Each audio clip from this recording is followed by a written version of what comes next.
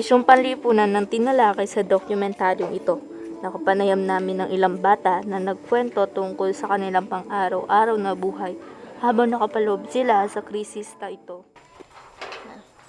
Ngayong bakasyon, ano yung paghahanda na ginagawa mo para sa pagbukas ulit ng eskwela?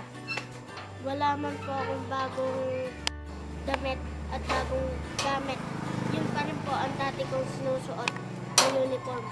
Sige, pakita mo nga sa amin yung yung dati mo sinusuot na yun. Ay, ito na po ang dati kong damit at aking shirt. Bakit ganyan yung sinusuot mo? Wala ka bang full uniform? Opo, wala po akong sapatos. Kaya tsinelas na yung ginagamit mo. Opo. O paano ka naman nakakapunta sa eskwela nan? Naglalakad lang po ako kasama po ang mga kasama ko. Pakita mo nga sa kanyang bag mo. Ay, ito po.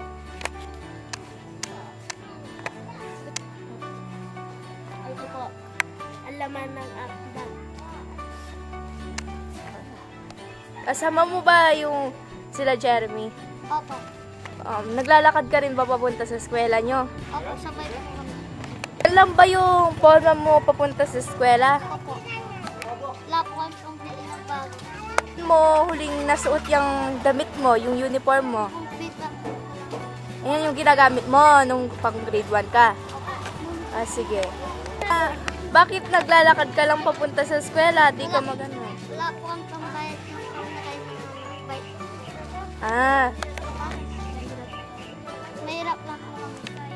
Kasama po si Jeremy at si Sompet. Kasama ka rin ba nila sa eskwela habang naglalakad? Opo. O bakit hindi pa kayo ba't naglalakad pa kayo papunta sa eskwela nyo? Mahirap lang po kami, nangangalaka lang po kami tatlo. Yan ba yung uniform mo? Opo. Nakatsinelas ka lang rin? Opo. Napulot ko lang po ito. Mahirap lang po kami, wala po ang pambili ng bago. Sige. Ito po yung bago. Napulot ko lang po ito. Yan ba yun? Sige. Maraming tao nga ngayon ang dumaranas sa kahirapan. Pati ang mga walang kamuwang-muwang na bata ay pilit ang pinagtatrabaho upang maipundar na maayos ang kanilang kinabukasan. Ang mga batang ito ay kinilalang si Jeremy, Josa at Sompet. Sila ang tatlong batang magkakaibigan na pilit na nangangalakal para na may pambaon sila sa eskwela. Ng ibang bata, kasali sila sa mga batang nagtatrabaho upang bigyan ng kinabukasan ng kanilang sarili at ang pamilya. Kapatid ko, nangangalakal po kami kapag po walang pasok. Para po may pambaon po kami. Wala po kami pasok ngayon, kaya nangangalakal lang po kami walang buhay. Baon na po kami bukas. Walang kalakal dito pa. Ito po, nakikita po ako. Lalagay ko lang po dun sa bag. Ano ba yung mga kinukuha nyong kalakal?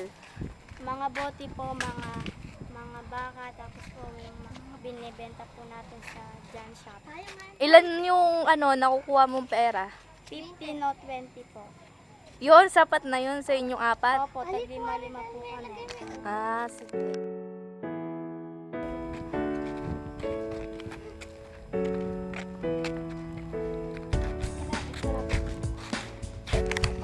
Ayan po, eskwela natin. Gagawin pa lang po. Ano bang nangyari sa eskwela nyo? No? Nasunog po. Po ng aso. Kami nangangalakal. Tapos po kami nangalakal. Uy! Pauwi na kayo sa bahay ninyo. Opo po. Nangalakal. Nakakuha po kami ng 30 pesos. Paghati-hatihan po namin to para po sa baon namin. Ay, ito na po. Naka 10 pesos po ako. Tig-10 po kami. Sapat na ba yan para ibaon nyo sa eskwela? Opo. Anong mabibili nyo ba sa 10 piso? Pwede na pong biskuit, pagkain. Opo, yun na po.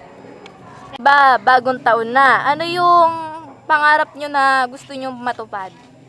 Ako po siya para po matulungan ko yung nanay ko at tatay ko at yung kapatid ko at lalo na po yung lolo ko. para po pa-doktor ko na po siya. Ako po gusto ko po maging engineer para po matulungan ko ang aming mga pamilya. Ako gusto po maging doktor para po matulungan ng aking lola po para... Pare-pareho lang kayo ng gusto, di ba? Opo. Gusto po namin matulungan ang aming pamilya. Ano yung mensahe nyo o masasabi nyo sa mga bata na katulad nyo na hindi masyadong naging mapalad sa buhay? Mas okay na po mangalakal kaysa po sa magnakaw. Magpilit mag-aral para po matapos sa pag-aaral. Mag-iipon sila para bili nila para magusto nila ng